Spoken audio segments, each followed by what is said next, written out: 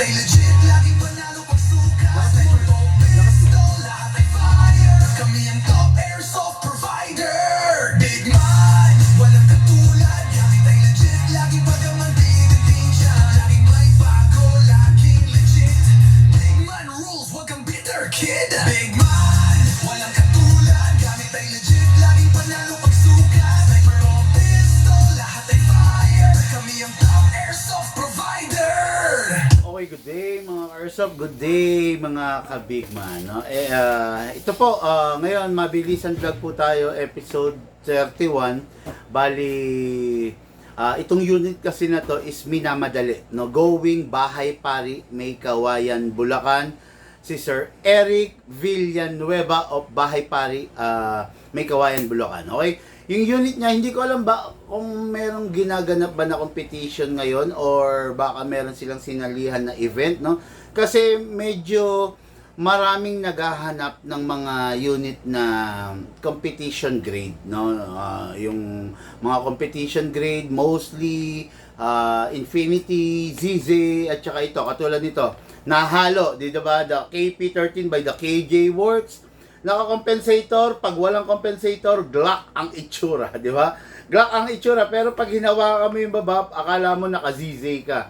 No? Ito nga yung sinasabi ko, pero sa unang tingin, akala mo 2011. Ito yung sinasabi ko mga ka-airsoft na, na combine all, no? Na Glock, pag nakaganyan, mukhang 2011. Pag tinignan mo, inobserbahan mo at hinawakan mo yung grip niya, para kang nakahawak ng isang ZZ, di ba? Then, the magazine, akala mo talaga ZZ, no? Kaya napakaganda nito, tignan nyo. Tapos, itong unit na to is capable din of optic sight, of RMR sight, no? So, pwede mo lagyan dyan sa ibabaw kung sakasakaling gusto mo, silicone, ayun, no? Nandito. Kung sakasakaling gusto mo siyang lagyan ng scope, pwede.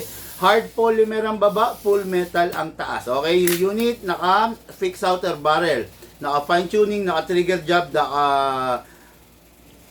naka-enhance big bore nozzle. Okay, pero hindi siya naka-premium hop-up rubber. Ang upgrade nito na nakakarga sa kanya, 4. Fix outer barrel, fine tuning, trigger job, tsaka enhanced big bore nozzle. Hindi po siya naka-hammer protection pad kasi hindi naman to 2011. At hindi siya naka-upgrade ng hop-up rubber kasi ayaw na ng bossing natin. Okay, so itong unit na to is napakaganda, napakasarap, gagamitin na lang po. Okay? Number 1 mga airsoft, no? Ito, sorry. Release the magazine to. Okay, press lang. Okay? Number 1, lagyan natin ng oil to. Yung magazine, syempre, huwag kakalimutan. Press the valve, then spray. Okay, after that, ito rin ilalim spray. Okay. Hindi ko lang alam kung aabot pero I think kailangang alisin. Okay, kailangan alisin to kasi yung base pad niya, yung base protector niya masyadong makapal. So alisin natin para malagyan natin ng green gas. Ang green gas na nilalagay lang natin dito is 12 kg lang.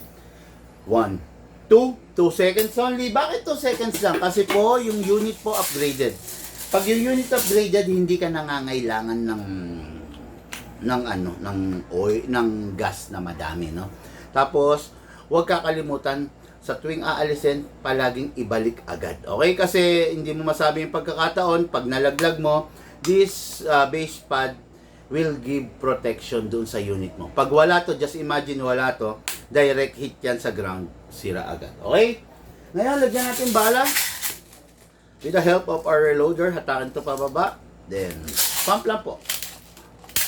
Maximum rounds itong unit na to is 27, actually 26 plus 1, total of 27. Pero lagi ko sinasabi, wag natin ganun pupunuin kasi yung unit natin para hindi tayo maka-experience ng pagluwag or pagkasira ng spring. Okay? Pasok natin sa unit. Siyempre, kasa. Ay, sorry, ano na pala, no? So, ready to fire tayo mga cars. So, firing ha, firing. Medyo dito mo, dito ang konti. Yan, dito, para makikita. Yan. Okay, firing. Dahil hindi makikita rito eh. Firing. Okay.